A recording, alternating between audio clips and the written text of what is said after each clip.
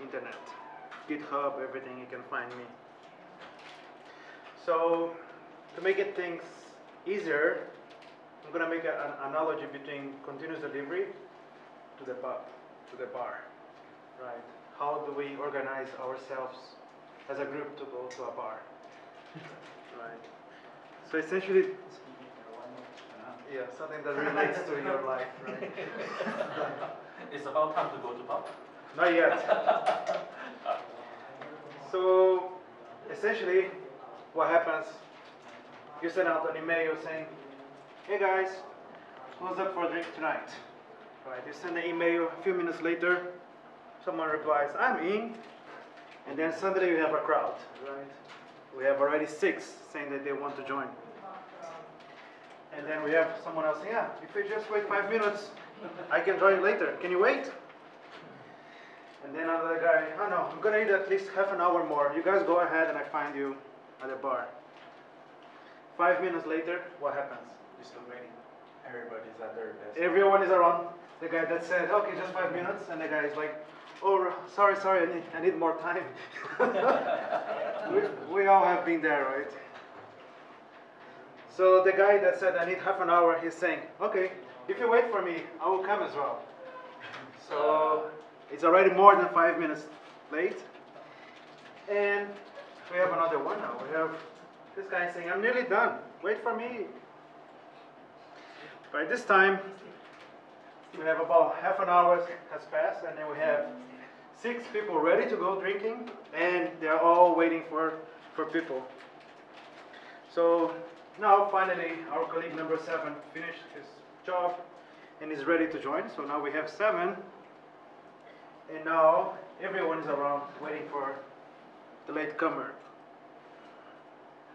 Right? A few more minutes later, the last guy says, "Okay, I'm ready, let's go. Let's get this done." And then someone said, "Oh shit, I forgot to send an email." And then someone goes to the toilet, people start getting distracted. Then number 5 comes back. And the guy who sent the email saying, "Let's go out for drinking," is already, "Okay, I'm tired of this shit." Okay, 1 hour and 15 minutes later, they go take the lift. But the lift cannot fit everyone, right? So they have to split. Again, they go to the taxi queue and only one taxi. So, and they need at least 3. So they have to wait, and they want to go together, right? They are a group, they are a team. So when they finally arrive at the bar is closed. What a bad day, right? So number 3 is already complaining and said that he has to go home to feed his cat. And it's 9:30, everyone is thirsty. All the bars are really full and they cannot do anything else other than just go home unhappy and thirsty. Familiar, right? We all have been to this situation in a way or another. So now, same problem, going to the bar, but applying continuous delivery principles. Let's see how it works. So same start, everyone says, "Oh, I'm in," and they realize that they can all fit in a taxi, so they go ahead. And then those guys, they ask, "Okay, who's next? Who can join us to share the cab?" And the guy said the same thing, "Just waited 5 minutes." And number 8 says the same thing, "At least half an hour." So the first group at this time already arrive at the bar. They see the bar is closed. It's fine. It's still early, so they can still find another venue to go, right? In the meantime, at the office, the others are still getting together, and they decide to share a taxi, only the 3 of them. But when they're on the way out, number 8 is saying, "Okay, just wait for me. I'm nearly done." And number 9 says the same thing, but he also says, "Oh, you guys go ahead." And I split the taxi with number 8, colleague number 8. So right now we already have 4 colleagues enjoying their lives at the bar. And they only knew that only these people were coming. And then these people, they come with more information saying, "Okay, number 8 and 9 are coming. Let's make some room for them." So they adapt and they increase the table. So this is continuous delivery. No, everyone is happy, drinking, partying. This is me, by the way.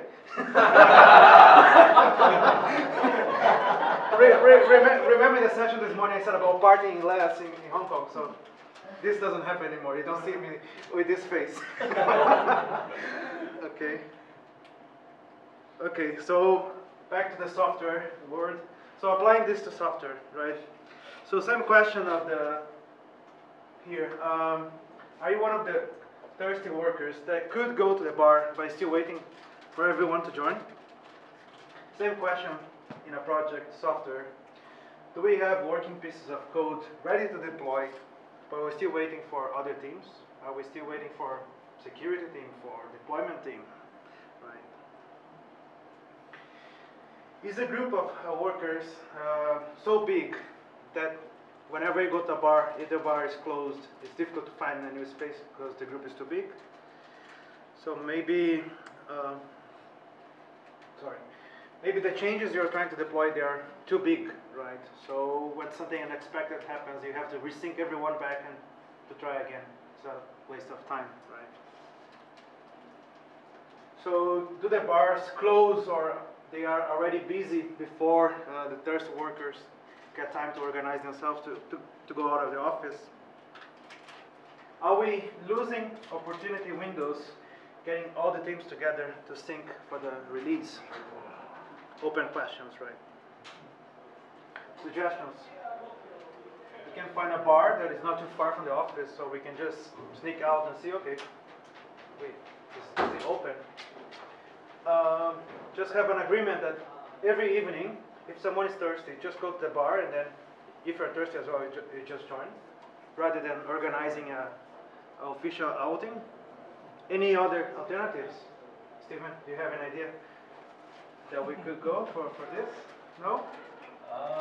Even better if that is right next to the person, then drink whenever he wants to. So you say drink in the office. Yeah. Okay. So you can drink at the bar, you can work at the bar, working at the pub. Right. So that's a possibility. So how continuous delivery relates to like real things in practice? So here we're going to go over the software craftsmanship. I'm sure most of you have seen something like this before, right? This is based on the Agile manifesto. So they want not only the working software, but well designed, well built software. We don't want to just respond to change, but we also want to steadily add value. And not only like the interactions and the individuals, but build a community, right? Have like sessions of practice like dojos, or come to communities like this, Agile, Hong Kong Codeaholics, which I'm part of. And not only collaboration, but also a productive partnership. Okay, I should be going slide by slide. So this one is quite important, the main topic of the talks, where we are steadily adding value. That's when we are achieving continuous delivery. And as a community, we give back what we learn and what we know. Exactly what we are doing here, right? So some core practice to achieve a continuous stream of delivery of work, continuous delivery. The first of it is PDD. I think you mentioned about it this morning, I'm not sure. Yes, so behavior-driven development. Does anyone know what is this about? To write the customer need in such human, I mean human readable tests. Okay. Generate the test case. The specification is written in a language in English, for example, and we generate the test case from those. So this means that the customer can write the requirements in his own language, can after translate the computer or IT word. So you're saying same language that everyone understands, Exactly. programmer In English. and plain English, or any language that you're speaking. Put the user at the core, right? That's, you're putting your user on the system where they're building as the main customer.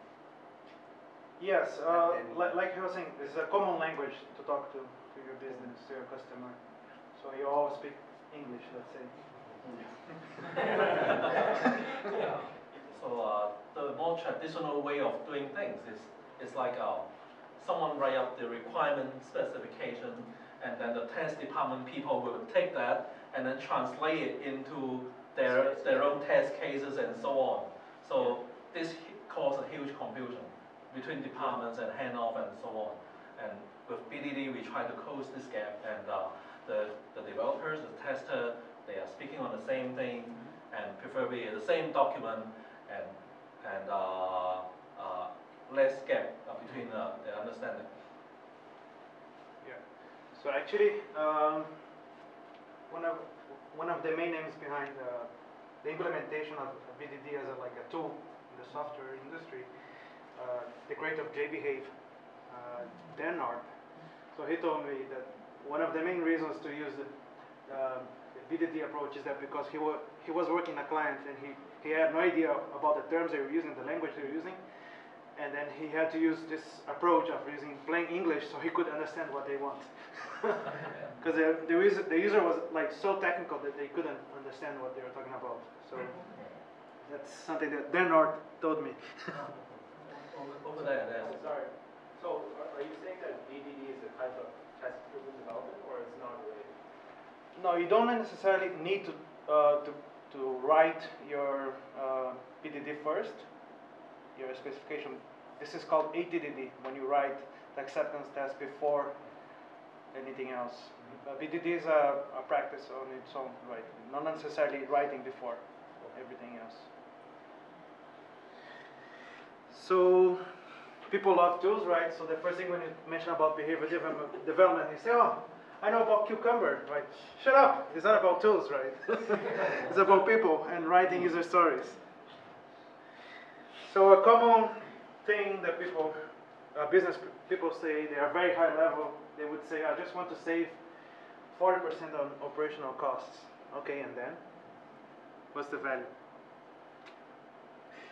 So for Dan Arp, a user story has to be a description of a requirement and its business benefit, and a set of criteria by which we all agree that it's done.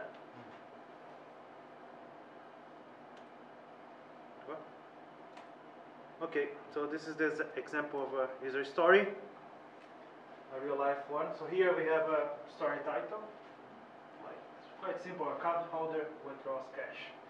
So as an account holder, I want to withdraw cash from an ATM so that I can get money when a bank is closed. And then here we have an acceptance criteria to validate when this is done.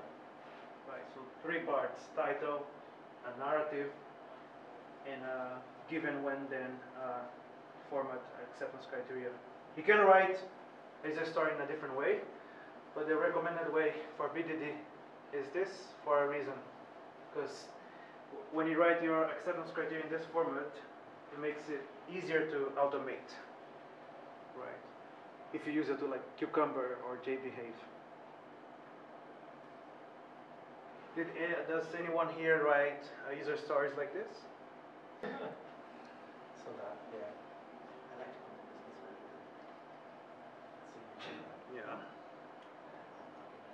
So we also have one of the core practice for achieving continuous delivery is also TDD. You also mentioned this morning, I guess, right? So TDD is, yes, where you write the test first, but it's actually more than that. You design your solution before writing the code. You can combine that with BDD and have what they call ATDD, which is acceptance test driven development, where you write this kind of thing before, let's say in Cucumber, and then you start from the outside, you have this to validate the criteria, right? And then you start building unit tests, functional tests, any other kind of test you need, and the code to achieve this stage. I have worked only once in a project where we did ATDD. It was quite interesting experience. Like, so usually pairing with a QA to get a developer and a QA working together to start writing and automating this bit of the test case. So back to DDD. Practices within DDD. So here, the main thing is that we're defining the API of the class that we want to use, right? So we are going in baby steps, writing just enough code to make the test pass. And we write this based on facts. So if you have a user story, you have acceptance criteria, right? So we have facts that we can code against, right? And also, with TDD and BDD, you can always easily read the tests to learn what's going on in the code.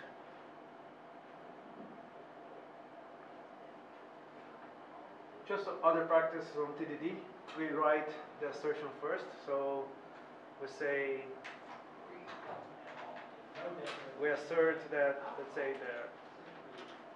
the earth is round, is true, right? So we write that first, and then we write the code to validate that assertion. One assertion per test. I know many people like to do a bunch of assertions to save time, but then it becomes a bit more difficult to understand the test case if you're completely new to the code base. So try to have, I would say, one assertion per test. And then we have practices of faking, stubbing, and mocking. Because when you apply TDD, you're working usually at unit test level.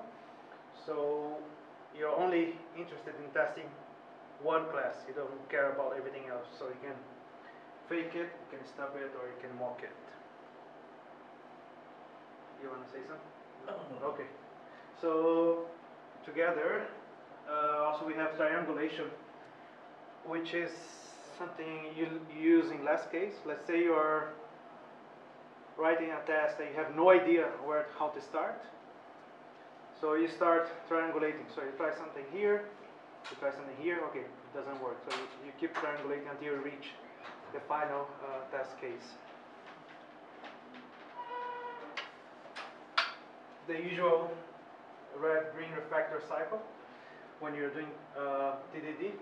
So you write a test that fails because there is no code to validate that. Then you write just enough code to make it green, so the test passes. And then refactor and keep this cycle. Right.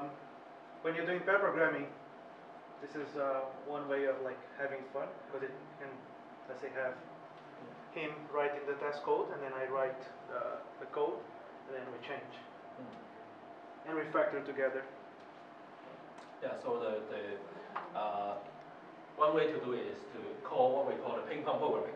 I write a failing test, Pedro make it pass, refactor together, and then he write another failing test, and then I make it pass, and then we refactor. And also, this is also code review in real time, right? Yes. Okay. Some diagrams, because people like diagrams, right? So the more tests you write, less bugs, and you build more trust in your code, leading to more quality. Yay. More tests you have, you lower your cost to maintain that software, and you have less pressure to add new features or less pressure to deliver. So you're more productive. So only benefits, there is no side effects. Another one is pair programming. So as you can see, it's about sitting together and working exactly on the same thing together. So there are different setups. You can even remote pair programming. It's a bit more difficult, but you can, if you're using the right tools and interfaces to program.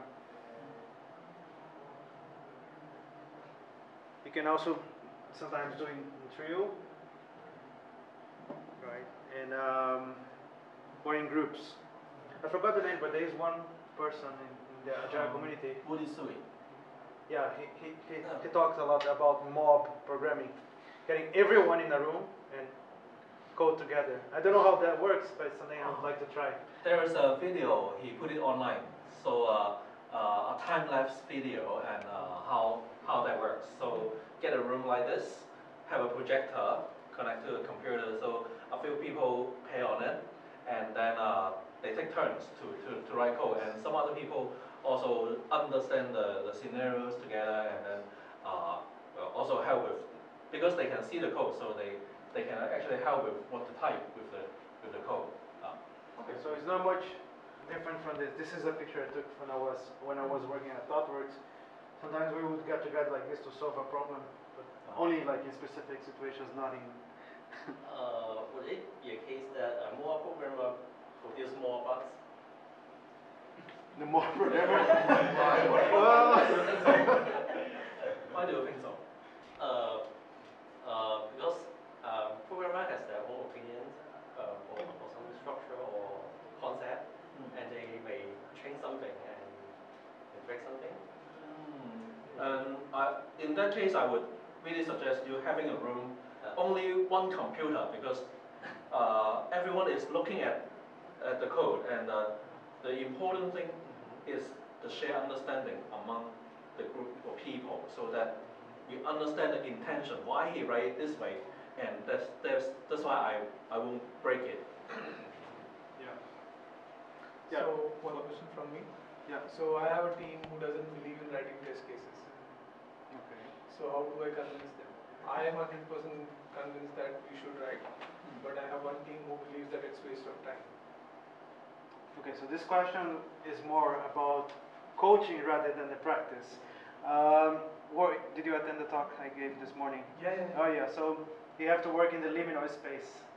Yeah. You have to work But with their the needs. situation is like I have convinced some team members that by giving the example of my implementation, now they're convinced, but still not everybody is convinced. Okay, my own experience on this, I work with people that didn't want to write in a test, not even after writing the code. So what we introduced was mandatory pairing. So let's say I was pairing with you and I don't want to write in a test. So I don't mind, I write in a test first and then you make it pass. And then we have to swap roles at some point. So I'm not going to code if you don't write the test. And then you don't want to look bad for your manager, right? So that's what we have done in the past. When I was working as a consultant for a client, and the client didn't want to do it in a test. Okay. I'm not sure it's gonna work for you, but different. Right? Yeah. There could be quite many reasons why people don't want to write tests. Not taking responsibility could be one of the reasons, and why they want to take up such responsibility. But they are ready to solve the bugs rather than writing test cases. This very same example I just said, I took this picture. We had this pair stairs, so we ensure that everyone is pairing with everyone. Okay. Yeah, so this is from the same example. Cool. Yeah. So we are tracking like how many pairings you were done and which ones are missing. I have a question. Yeah. Let's say you have some PO programmers who don't go together very well, right? So they have some issues working together on some piece of code, right? What do you do in this situation? Yeah, we also experienced this kind of situation where some person doesn't like to pair. So what happened in this case is that we communicate to their managers and senior managers, and eventually we identify that person doesn't work to collaborate. So it's either the person leaves, or we can all accept that person in the team. What if it doesn't work on the one peer, right? So let's say just two particular people do not go well together, right? Maybe with other people this person Okay. will go well. Well, then it's not a question about the practice of Yeah, but pair you programming. thought that you rotated, Yes. right? So in that case, it's very delicate. Again, it goes back to the topic of this morning, working the liminal space and identifying the needs and trying to make a delight loop out of it. It's difficult. There are quite many reasons so many different reasons why two people don't want to pair with each other. And it's pretty hard to answer this question without understanding why. Maybe these two people shouldn't join the same team at all. And once I worked with a team where two programmers, one broke up with a girlfriend and the girlfriend happened to be, the girl happened to have a new boyfriend in the same team. Wow. It may be better they don't separate teams.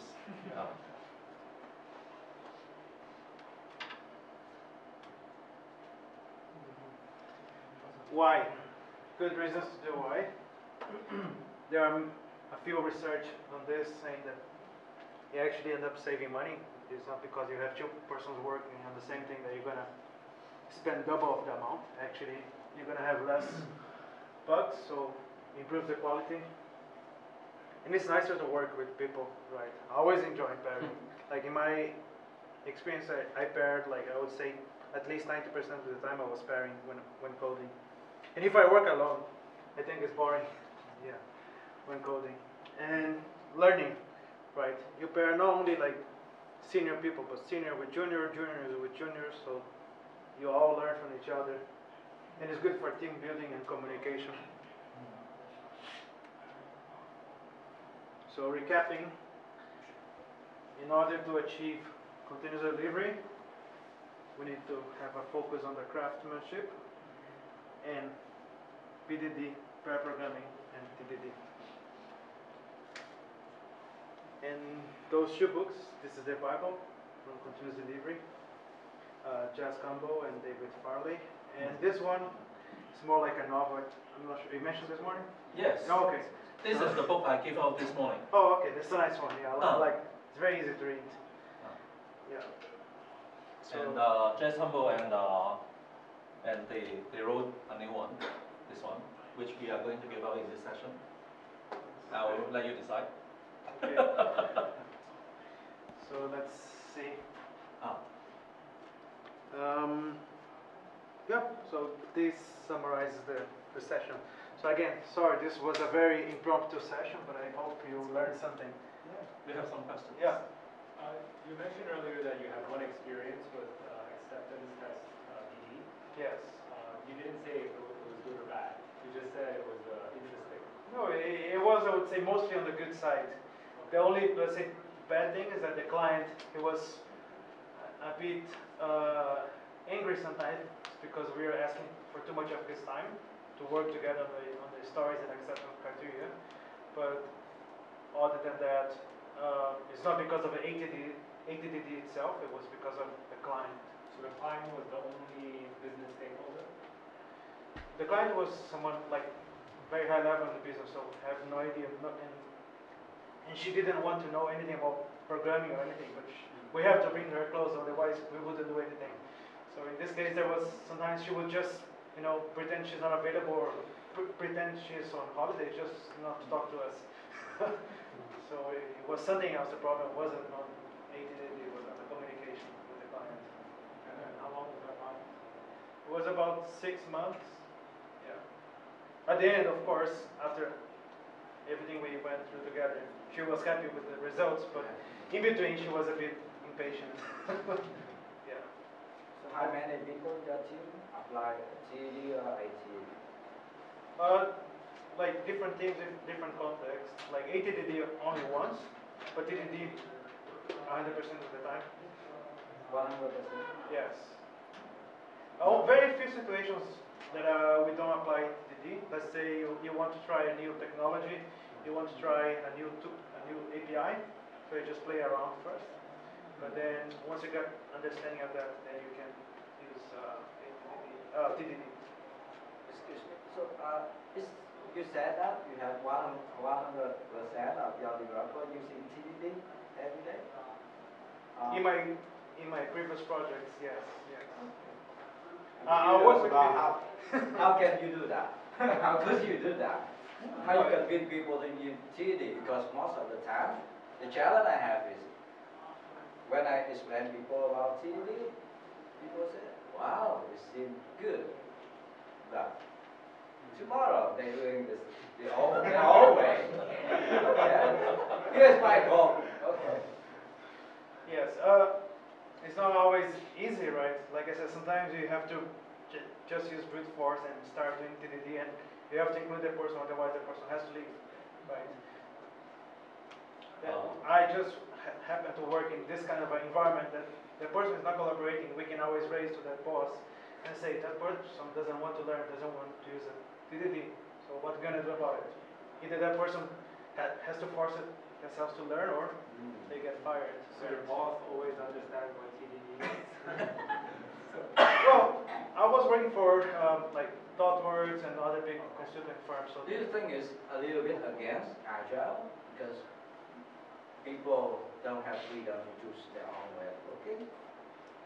Because individual. okay, in that circumstance, the client is hiring, let's say, ThoughtWorks, and they come with this set of principles to apply. If they are blocking the way, they're going to step away, right? So that was the context. Of course, you have different contexts, and you have to leverage. But of course, some people they're doing well without doing TDD, but that's the reality, right? Yeah. So in my experience, so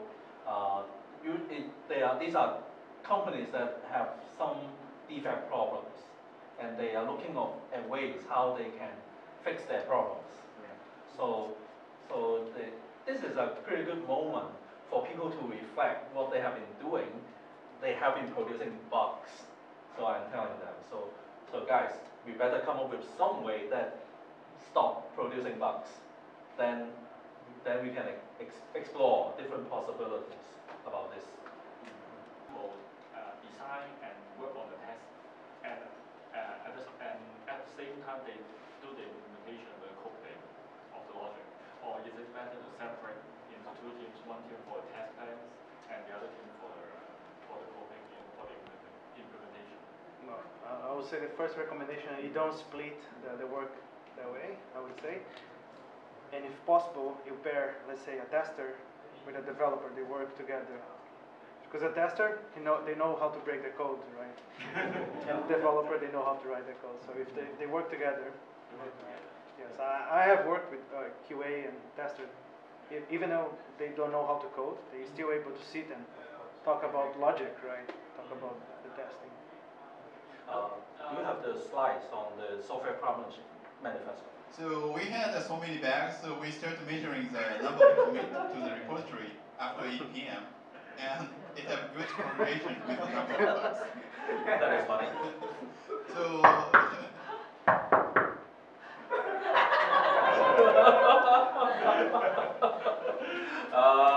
right. Okay. So what I want to say is that this is the, if you want to search this is the software craftsmanship manifesto, and written by Uncle Bob Martin, and it was based on his talk in Agile 2009, as I remember. The title of his talk is called "Working Software Over Crap." So the point, going back to your question, when we are talking about what is software craftsmanship, we deliver well-crafted software, not crap. And that also implies that we should, when we are delivering work, we should have it well tested and it's working well-crafted software. So I would not want to separate that and let other people, I will let, if someone wants to check my work, that's certainly okay, but I make sure that it works, it's well-crafted before I let people check my work. So how do you know that the test plan is complete or it is sufficient at all? A test plan like that. Yes. The acceptance criteria. Yeah, so there is no magic formula, but let's say you're writing user story, you usually add around 3 to 5 acceptance criteria. Maybe if there is more than that, you should look at splitting the user story. So you split the work. So the QA on the test plan is on the developer as well. It's for everyone. It's a shared understanding. Like Everyone everyone is able to read the user story and test because it's a common language. Yeah, and my quick answer on this. In terms of what is complete, the difficult part is that I don't know what I don't know. So, yes, exactly. So when you have a workshop writing this specification, try to get people from different backgrounds. For example, I'm a developer, we have the product guy here, we have the test guy here, and we all write this together because they think differently from different perspectives, and probably they will identify what I have missed in the scenario.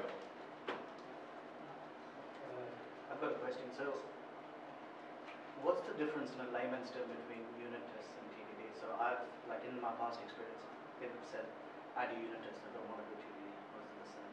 Yeah, you can do unit test without TDD. TDD is a practice of writing the test first, designing the test case first. Okay. But you can always have just a unit test without TDD. And what's better? Writing the test case before. Well, nothing is better, it's according to your context. But we tend to prefer to use TDD because it forces you to think about the solution before you start coding. Yeah.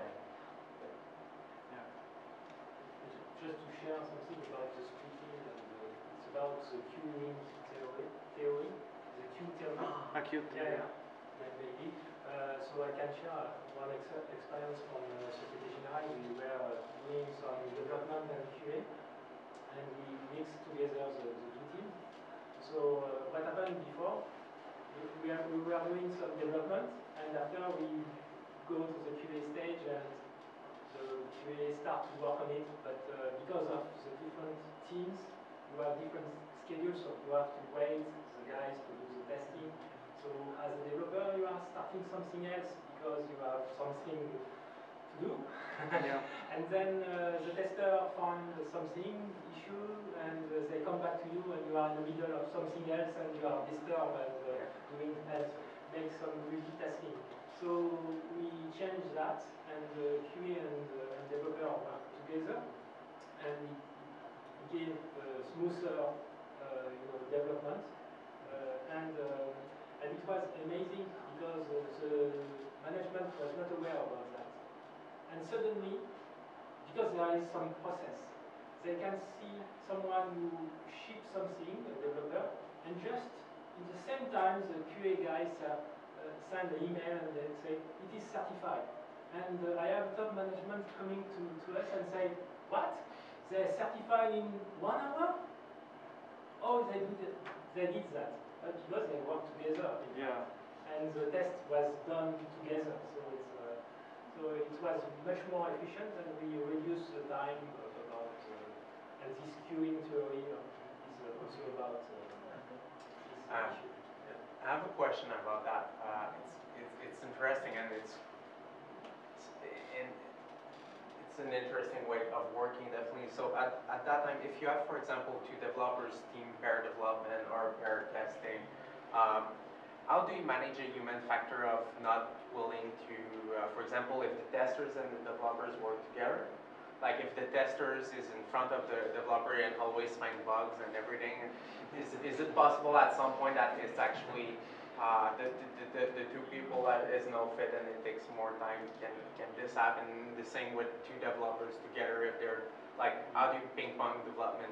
Like, how do you manage like some like mix matching between developers, and how do you It's the not human quite a factor? mismatch. If you look at the cost of fixing bugs, the later you find it, the costly it is. So I would rather have someone sitting next to me right at the point that I am entering the bug, telling me this is a bug.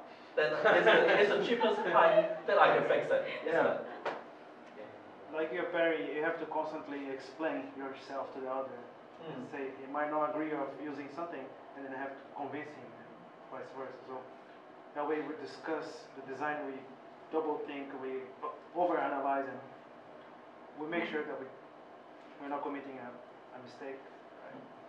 So my experience with your case is don't let the QC just testing. So try to get the QC write some code as well and do programming with the developer.